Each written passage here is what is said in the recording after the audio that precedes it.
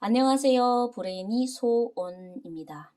내 맘대로 책 읽기 100일 프로젝트 68일차입니다.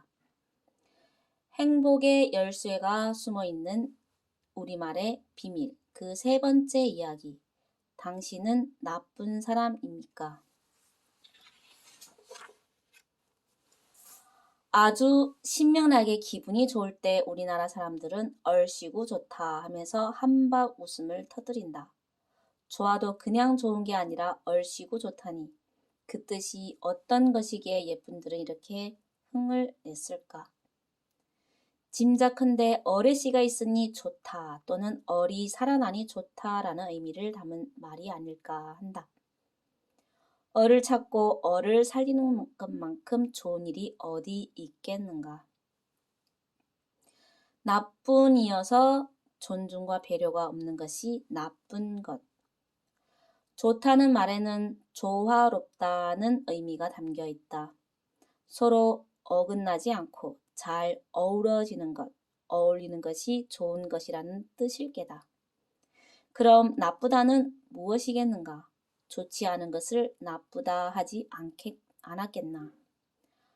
어우러지지 않고 어긋나고 어울리지 않은 것, 그것이 나쁜 것이다. 나쁘다는 말은 나뿐인 상태와 연결해 생각해 볼 수 있다. 자기 입장, 자신의 이익만 생각하는 이기적인 행동은 나쁜 것이니까. 만약 누군가에게 당신을 나쁜 사람이라고 한다면 몹시 불쾌하면서 내가 왜 나빠? 라고 반문할 것이다. 사람들이 일반적으로 생각하는 나쁜 짓은 뉴스에 나올 만한 악행이나 비난받아 마땅한 잘못을 저지른 경우이다. 그러니 자신이 나쁜 사람이라는 평을 듣는 것은 부당하다고 여기는 것이다. 이기심 속에서 오로지 자기 생각에 빠져 살고 있으면서도 말이다.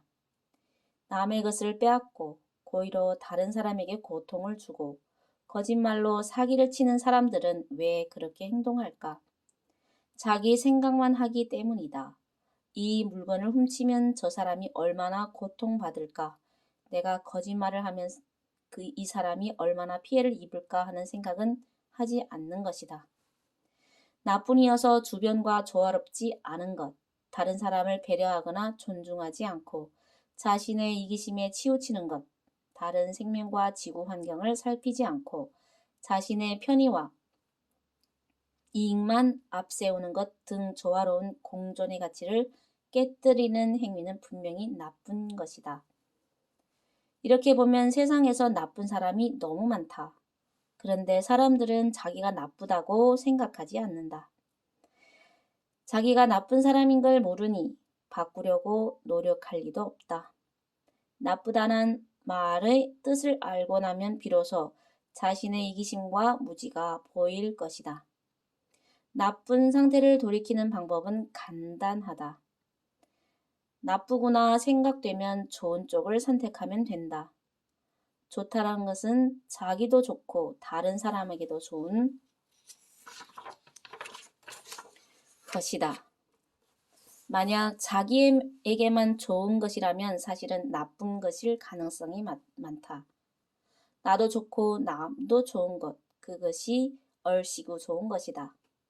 좋다와 나쁘다는 말 자체가 무엇이 좋은 것이고 무엇이 나쁜 것인지를 가르는 기준을 보여준다. 좋다거나 나쁘다는 표현은 판단력이 덜 여문 아이들이 기분에 따라 내뱉는 말로 여기고 어른이 되어서는 그다지 많이 쓰지 않았다. 그런데 그 말뜻을 깨우친 이후부터는 이 말들을 사용할 때마다 뜻을 한 번씩 되새기게 된다. 지금 나는 이 말들을 예전보다 훨씬 많이 사용한다. 이 단순한 두 단어가 어떤 상황에서든 부족함 없이 명쾌한 판단과 통찰을 가능하게 해주기 때문이다. 예를 들어 좋다, 나쁘다의 기준으로 우리 사회를 한번 둘러보자. 우리나라의 교육은 좋은 교육인가, 나쁜 교육인가? 우리나라의 정치는, 종교는?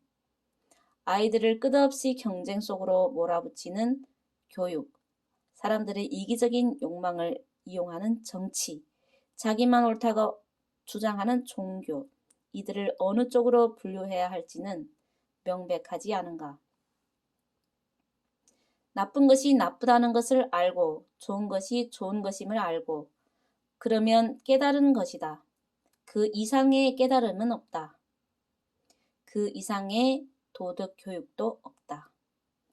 태양처럼 밝아서 나, 울타리를 치고 닫으면 남. 어를 설명할 때 얘기했듯 사람은 누구나 태양처럼 밝은 본성을 지니고 있다. 우리 민족의 고대 경전인 천부경에서 본신 본 태양 악명 인중 천지이라 한 것, 이것이 인간의 실체이고 생명의 실상이다. 그래서 인류의 고대 문명을 살펴보면 거의 모든 문화권에서 태양 숭배 의식이 나타난다. 우리말을 비롯해 고대어에서 태양을 뜻한 소리는 라였다. 고대 이집트인들이 숭배한 태양신의 이름이 라이고 신라의 땅이라 불리는 티베트의 라싸, 주민의 대부분의 라마 교도인, 인도의 라다크, 중국 운남성의 라히족 등에서 라의 흔적을 볼 수 있다. 여기서 라는 모두 높다는 뜻으로 쓰였다. 우리말 중에서 라의 용례가 가장 먼저 꼽을 어휘는 나이다. 자기 자신을 일컫는 나는 라에서 비롯했다. 이는 우리말의 정신을 가장 명백하게 보여주는 예다. 인간의 말이 분화하던 그 아득한 시절에 자기 자신을 태양처럼 밝은 존재라고 스스로 지칭한 것이다. 우리말에서는 신성함의 상징인 태양을 신으로 대상화하지 않고 자기 자신과 일체화했다. 바로 말 속에 천지인 사상의 핵심을 구현해 놓은 것이다. 수많은 나가 모여 사는 나라, 땅을 나라라고 했고 아리랑의 라, 또 태양처럼 밝은 님을 그린다는 의미로 쓰였다.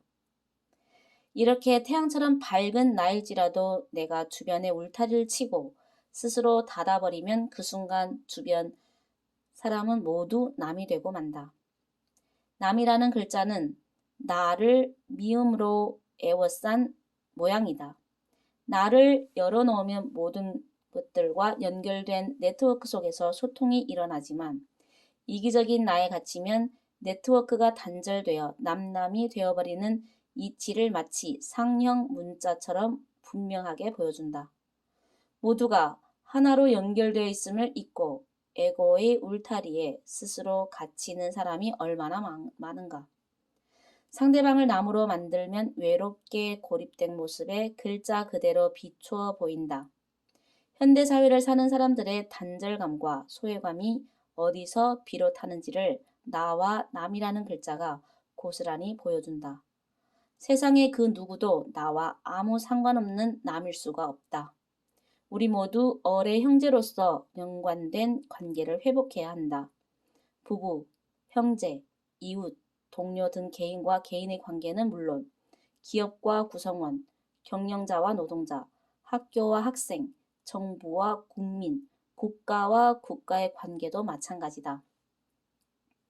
상대를 남으로 규정하고 자기만 옳다고 주장하는 것은 나쁜 일임을 이제 알지 않는가. 상대방을 태양처럼 밝은 나로 볼 수 있다면 틀림없이 서로 어우러지는 방법을 찾을 수 있다. 내 마누라가 아니라 우리 마누라가 된 이유. 우리말에서는 나를 넣을 자리에 우리를 곧잘 넣는다. 심지어 우리 마누라, 우리 남편이라고 말하기도 한다. 이렇게 말한다고 해서 남편이나 아내를 공유한다는 생각하는 사람은 아무도 없다. 이는 나와 남이 아닌 나와 나의 연결이 살아있는 공동체 문화에서 나온 어법이라고 봐야 할 것이다.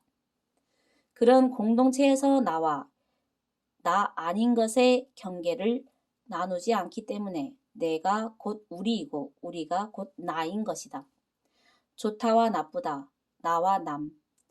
이 말들을 풀이해보면 그 맥락이 한 가지다.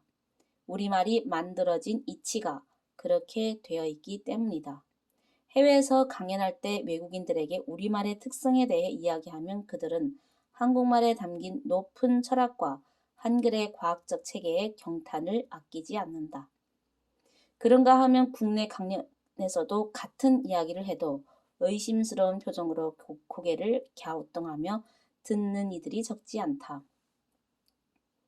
우리 말 속에 담긴 크고 밝은 이치를 일찌감치 깨닫고 우리말을 바르게 알고 잘 쓰자 하신 훌륭한 선각들이 여러 분 계셨다. 지금도 이분들이 앞서 공부하여 내놓은 가르침이 전해지고 있고 이를 토대로 연구하는 학자들이 있다. 하지만 현재 대한민국에서 사용되는 말의 형편은 갈수록 더 심각해지고 있다.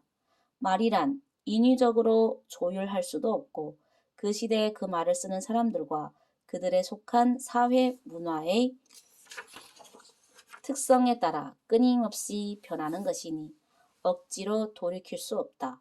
그러나 결코 흘려버리지 않아야 할 것, 제자리에 반드시 되살려 놓아야 할 것은 우리말에 깃든 정신이다. 얼에서 나온 말, 얼을 깨우는 우리말의 가치를 분명히 알고 소중히 여기며 바르게 사용하기를 권하며 또 권한다. 좋은 사람, 좋은 세상을 위해.